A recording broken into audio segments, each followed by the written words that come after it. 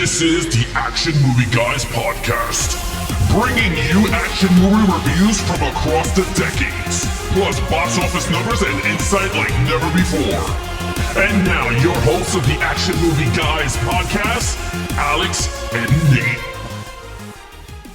Welcome, everyone, to a brand new episode of the Action Movie Guys podcast. This is episode 261. You Only Live Twice from 1967. Technically, this is the final Sean Connery, but he comes back for one more movie, which we're going to tackle most likely next week. But other than that, I'm your host, Alex Figueroa. My co-host is Nate from Netflix Reviews. All right, Nate. I know we always start off with the theme, but did you ever heard of this one besides any other movies? No. I didn't even know. Nope. I didn't. You mean like the movie or the? Yeah, the movie. Like I You didn't. Only Live Twice. If you told me, hey, have you ever heard of the movie You Only Live Twice? I would have told you, A, no, I've never heard of it. And B, I would say that sounds like a James Bond movie. But I would never actually, if you asked me the Connery ones, the only ones I knew by name were Dr. No, Goldfinger, maybe Thunderball, From Russia with Love.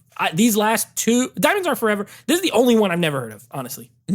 All right, So, well, didn't even know. let's get right into it with the intro. You Only Live Twice is a theme, but I do not remember the name of the lady. Nancy Sinatra. Nancy Sinatra, who of course sings that song at the beginning of Kill Bill. Okay. That song that's really good. She also sang These Boots Are Made for Walking or something like that. I think she sings that. I like that song. Yeah. So she's an old famous. I love her voice. The song's okay. It's okay. The song is okay. It's not like it's not as good as Tom Jones, I'll tell you that much, but it's decent. It's a decent song. But the opening credits, I mean, there's like, you could clearly tell they're Asian ladies, like naked Asian ladies. Or maybe they're not, but they're supposed to be. I don't know. You know what? It's just not memorable. This is one of the least memorable opening credits. I would give it like a 3. I don't think they're horrible because I think the song's pretty good, but it's better than The Majesty's Secret Service, but I think it's like on the lower end of the Connery movie so far. Yeah, I agree. I'll go with the 3 also. I thought it was a good, decent. It's not memorable, but the melody is throughout the whole movie. Yeah. And I was like, okay, that's cool. Yeah, the beginning with the Japanese women naked doing their silhouette stuff and drinking goes right into. tea So I was like, it wasn't like upbeat. Like Thunderball, I mean, it has like, and you know what? I kind of noticed the movies that are good, and you're right, that has the good singers singing it, when the music blends a little bit with the theme song of 007. Yes. If you look at Goldfinger, you can sing Goldfinger, but then all of a sudden it'll do a little bit of a little James Bond theme mixed in the song. If you can tie in the music with each other with the score, that's what's best. Yeah. Goldfinger does it. Oh yeah. Russia with Love, I believe, did it. No, Russia with Love did do it. Thunderball did it. Yep. And this one did not do it. It did not do it. It's like a pretty good standalone song to listen to, but the credits were nothing. They're just sitting there, like nothing really happens. Yeah. Yeah, it's a bland one. Yeah. It reminded me of the colorful one with Gladys Knight. What was it? License to Kill? Oh yeah, with Gladys Knight. Was that? Or Living Daylight? No, the Living Daylights was with the Living Daylights was like Aha or something like that. Oh yeah, that's right. Yeah. That one was kind of. I liked that one. Yeah, you did like that one, but yeah, I think it was like the Gladys Knight one. But I thought she did good. I agree with you on that. 3 across the board. All right, let's get it. 5 times in a row, Sean Connery getting mad old. What do you think? Okay, so this is gonna be a first. And the only thing that can be a first is a non-5. Obviously, because I give him a 5 every time. You know what? I see why this was his last one watching this movie. He looked like he wanted to be anywhere else but on the set of this movie throughout the whole entire movie. Yeah. Honestly, and this is more performance related, but he just seemed like, I think I'm done with this character. You know what I mean? And that's fine. He did it 4 times. Anytime you do anything 4 times, if you're an actor and you want to do a lot of different things, I get it. So I'm not mad at him, but it's definitely his weakest performance of the 5 movies as far as Bond. Now, character, we're rating the character. They do nothing with him, okay? In the beginning of the movie, he fakes his death somehow, by the way, because these guys shoot real bullets into that bed and he just lives, but he pretends like he's dead. Right? So this is the first movie where he uses a different name out of all the Sean Connery movies because he's dead. So he fakes his death, but to what end? He still does like secret missions. They still figure out he's James Bond. He goes to Japan and becomes a ninja. He gets a Japanese haircut. It's horrible. Like, it's really bad. And he just so, like, reserved in this one. Like, I can't put my finger on it, but he did not feel like the same guy that I've been watching in the other movies. So with that, I gave him a 4. I lowered it 1 point. He's still good. Well, Connery's not amazing in this, but like the character's still like, it's 80% of Bond, so I gave it a 4. Yeah, I agree with you. I gave it a 4 too. I was watching, I said, oh man, something was off. Yeah. And I think what was off is, I think I know what it is. The mixing of the ninjas and the Japanese culture. You could be nothing right. wrong with it. I'm not saying nothing wrong with it. It's just that style did not work with this type of movie. It did not work. And Sean Connery is not an actor that's believable when you throw him Japanese. I'm just throwing it out there because he went Japanese. Yeah. And he's still talking like James Bond. He said, I'm turning Japanese. Japanese. How does that work? Turning Japanese. If that song existed during this time, they would have played it. I'm turning Japanese. While they were putting on the Mickey? Yeah. Yeah. You know what? I think I'm going to do that to promote this movie. Put the music on. Yeah, while you're talking about it. I'm turning Japanese. Show him training. With that haircut. Oh, man. Sorry to cut you off. No, that's okay. Like, I literally thought that, to me, threw me off the movie. Because we already know him as him going to casinos, him playing with the bad guys, him raping women. Or that's what you want to call it. Him not raping. That's the wrong word. He's taking advantage. Taking advantage of situations because he's a guy in this era. And I'm sorry, dude. I told my wife, I said, there's something wrong with this when he's Japanese. And she goes, what? I said, yo, this dude looked like a Vulcan from Star Trek. He did. But like one of the side ones, not Spock. Yeah. He looks like Spock's dad. Yes. Like that. He just looked Exactly. so off. Yeah, I didn't like it at all. The music was not, the James Bond theme was not in this movie at all. I was trying to look for it, but it was not even there. Only in the beginning once, when he went in that stupid helicopter that they built. Oh, the one that comes in like a freaking briefcase or Yeah, it's like a box, it's like a little plane. box, and it makes a whole helicopter. Yeah. Yeah, that's the only time they play the music. Other than that, it's a 4 across the board. I thought he was good, but you could tell he was done. He checked out a long time ago with this character. Yeah. With that said, let's get to the main villain, which is Blofeld. Okay. Now, remember though, before you go, you got to see Blofeld on her Secret Majesty service, so you got to see a 2 years later version of True. him. So this was Donald first. Pleasance. Yeah. And I hope I'm not being blasphemous here, but I'm not impressed. But here's why. I'm going to agree with what you said last week. I think Donald Pleasance plays the role infinitely better than Telly Savalas. Way better. He has an accent. He didn't even do an accent, Telly Savalas. He just talks American. He's like not even, the guy's name is Ernst Stavros Blofeld. So, like, he doesn't even sound American, and this guy's just talking regular. So Pleasance does an accent. I love the scar, right? Looks cool. I hate that he pets that cat so much. It bothers me. They constantly cut to his 2 fingers, like petting the cat. It's weird. I love the performance, but here's why I don't love the character. Like, he's not even in it that much. Really, mostly it's his hand petting the cat, and really he doesn't even, because I remember you telling me that Donald Pleasance plays it. I know he did. He got dropped down that chimney or whatever in the Roger Moore one. movie. He picks him up. Yeah. But I've been waiting, and I'm like, okay, well, Blofeld's a big time villain. I don't think they did him that much justice in this movie. Like, he has a okay plan. Why do they always got to go to space in these movies? Like, this movie started, and I'm like, no, don't tell me we're going to space again. It starts off with a spaceship eating another spaceship that's floating up above the planet. It has to deal with him stealing these like space shuttles and pitting America against Russia and like a nuclear war. Yeah. You know, this whole thing. That's like a decent plot, a decent like villain plot. He does shoot. Oh no, he tries to shoot Bond, but he gets a throwing star thrown into his hand, and he drops the gun, and then he drives away in his little circle sphere, and then he blows up the island, and that's pretty much it. Like, he doesn't do a lot. At least the last Blofeld, even though it's horrible and he has like all like a body cast, at least he murdered James Bond's wife at the end of the movie. Like this one didn't really do anything major. So I give the performance a great score, but like the character to me, they could have done better. I only gave him a 3. I hope they don't come for me I agree with you. with pitchforks or anything. No. I gave him a 3 also. Okay. I didn't think he was that strong. I felt like Blofeld in this movie, I felt he was grounded.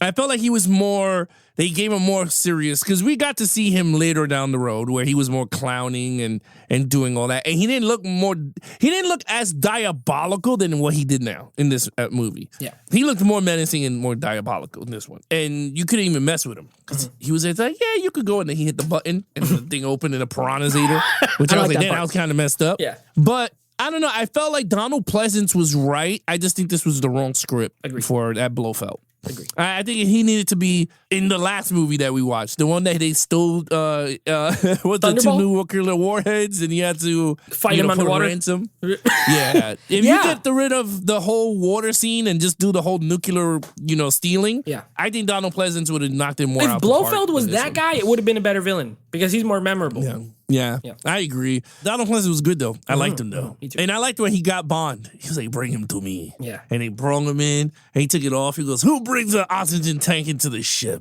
Yeah, he's like, and you know what? My thing was like they've built him like 5 movies. He's been like in the shadows. They call him number 1. It's great. I do like that nickname. That's number 1.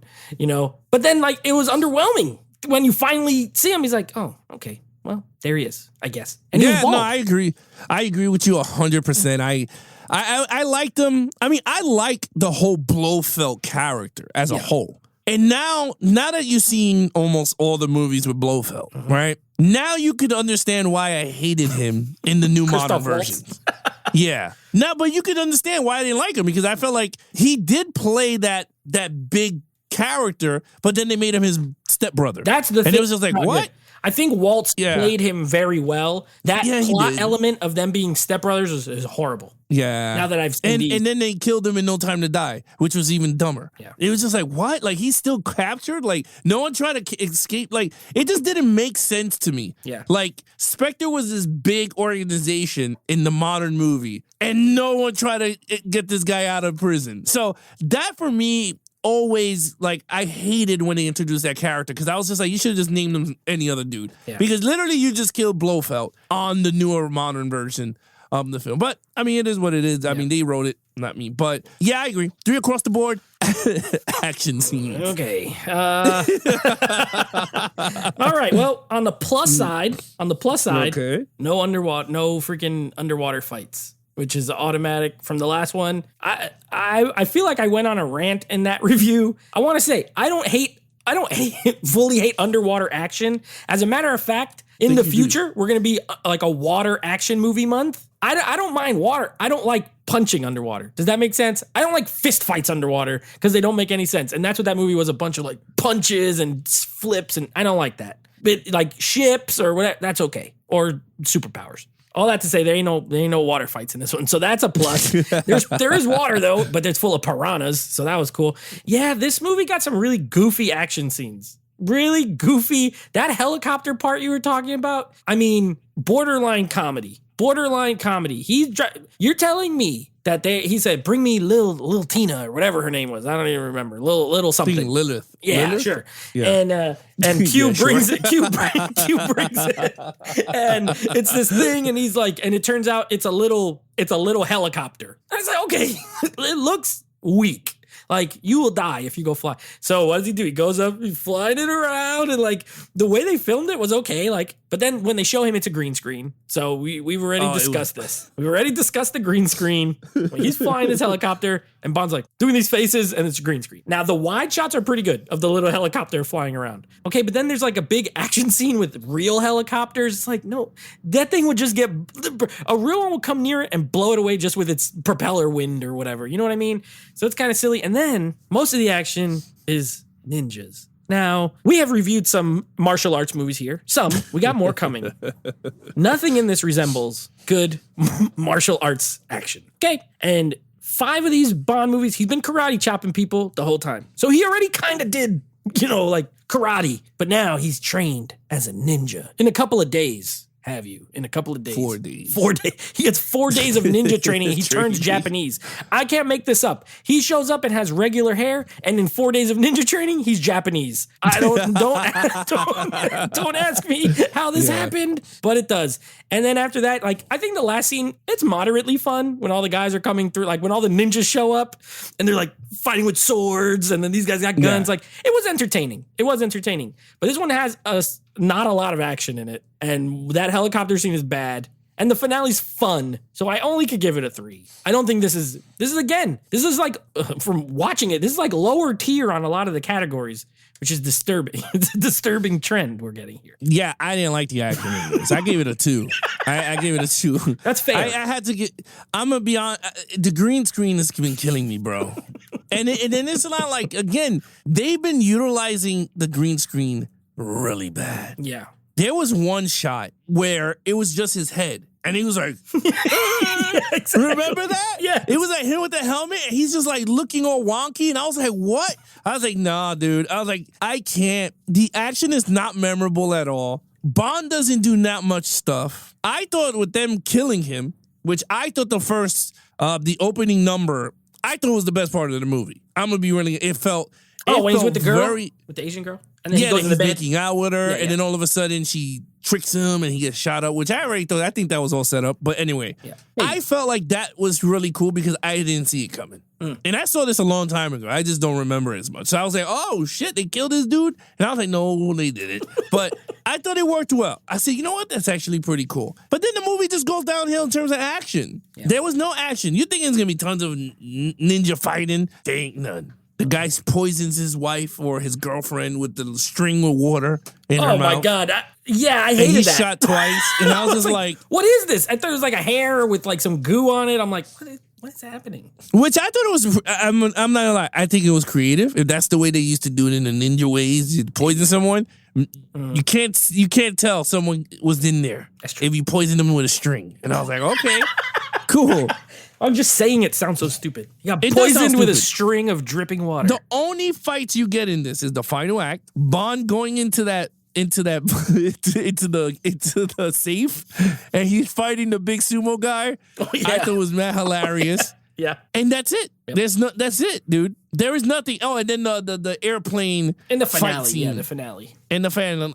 And I was like, this is not, I did not like it at all. I was just like, this is not memorable. Like, at all. So I gave it a 2. All right, storyline. Well, let's keep it going, my friend. Let's keep it going because this is right up there with Dr. No as the most boring. This was the most boring Bond movie from Connery. This was more boring than Dr. No. Okay? Yeah. I think I like this one less. And Dr. No was confusing to me. But there's enough charm that it got me through better than this movie. Sean Connery's asleep most of the time. There's no great Bond girls in this. There's girls in it, but no great Bond girl. No great henchman. No, like, all of the stuff that has made these movies so far a lot of fun, like this, and even this counts towards the story, right? Because like there's like staples. There's staples, right? The Money Penny stuff.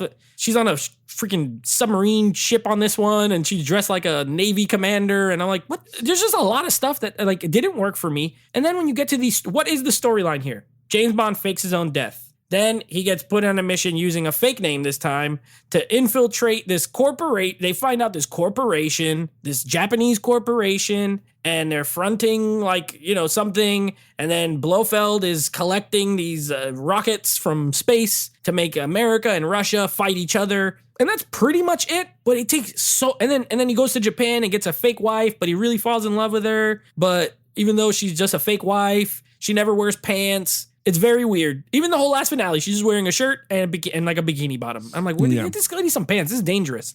So all that to say, it just doesn't have any of the things that I have really enjoyed in the previous ones. And it is boring as hell. It feels way longer than it is. Like On Her Majesty's Secret Service was way long. And this felt almost as long because nothing's happening a lot of time. It's literally going to business meetings. And the guy has that weird x-ray desk. That was hilarious. I gave it a 2. I didn't like it. I did not like this one. You are not alone.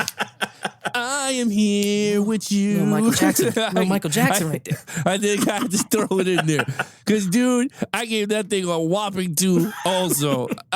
First of all, First of all, I laughed so hard in the beginning of the movie, okay? I was like, who hijacks in space? Like, it was a hijack the other in one. space. What the Mad hell? slow. Yeah. And I was just like, I already knew I was in for a treat. Once I saw hijacking happening in space, I said, okay, this is fucking dumb. So I was like, we're in it. So I'm watching. I was like, all right, it is what it is. They kill Bond. I said, wow, that's actually pretty clever, pretty cool. They faked his death. I said, all right, cool. No one's going to know he's dead. Okay. He breaks into the thing. The guy x-rays his thing and did not know that he had a Walter PP9. Bond's trade gun. Yep. Bond is flirting with the girl. The girl kisses him. And I'm like, oh my God, the charm is back. Yep. Literally. And then they turned them Japanese. For the whole movie, for 4 days, they had to train them for the culture because they're going to put him into working as a Japanese guy. Yep. They had to get him married. He had to train as a ninja for 4 days. And throughout the whole thing, he was not Japanese because he kept drinking martini shaken not stirred. He drank warm sake one time on that train. Yeah, he drank. Yes, warm sake. Yep. 2, his voice was still Scottish, so there was no way in hell he was talking in Japanese. Yeah. I don't even think he had like one line in Japanese because he said "Oriarigato." He said, and that's it. Konnichiwa. Konnichiwa. He's like, you don't sound Japanese, man. I know Yeah. your hair is Japanese. Yeah, I was just like, wow. I gave it a 2 because of his haircut looking like a Vulcan. The lackluster in storyline. You had a great villain. They did not utilize Blofeld very well. No henchman. No Bond girl. Oh. No. And the theme song was nowhere in the movie to be found. So kind of whack. Oh, but at least M and him had some good moments. I thought it was cool. A little bit. Right there in the beginning. But M is aging out too. You can see that he's aging. He looked tired. So I give it a 2. All right, overall. All right, overall.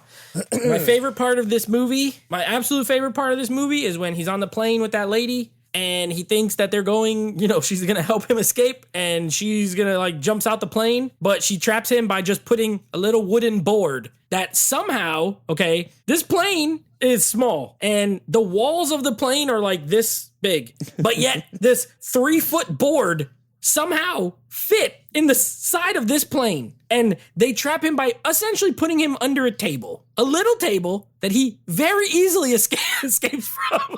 He goes and then he gets out and he goes to fly it. Judo chopped it. Yeah. Oh, that's right. Well, first he's putting like this and then, breaks the board. No, well, he got his arms. He had to get his arms out. So he very easily gets his arms out. Judo chops it in half and then flies the plane. That's my favorite scene of the whole movie. That's this movie in a nutshell for me. A very stupid way to try to trap somebody and he still escaped because this is Bond and he's going to escape and win. I gave it a 2. I like Dr. No better than this. And that one was confusing. Yeah, I mean, I agree. Dr. No is way better. I gave it a 2 also. It's not memorable. Soundtrack stinks. I thought everything was just really wrong. And you can see Sean Connery, he just went for the paycheck on this one. And it's a shame because I thought it could have been better but you know what? At least we got a clunker. Yeah. And it came on the due. 5th one. He was due. Yeah, he was due for a clunker. Yeah. But will he redeem himself in Diamonds or Forever? We're going to find out hopefully next week. But with that said, Nate, what is your total points? Yeah, no Bond makes it out unscathed. No Bond makes it out. Lazenby's only in 1, so he didn't even make it out unscathed. Nope. 14 out of a 25 is my total. Disappointing. I mean, Thunderball I didn't love. But I thought, okay, maybe we'll go back up a little bit. Thunderball was better than this, even with the stupid underwater fights. So 14 for me. Yeah, I gave it a 13 out of 25. Yeah. I wasn't feeling this one. Yeah, that's not that good. All right, Nate, what is coming up next week? Oh, baby, here we go. All right, so we're beginning a new month. I love my new months. I get very excited when we get to the first show of a month because I know we're getting some totally new category. So we're done with spies.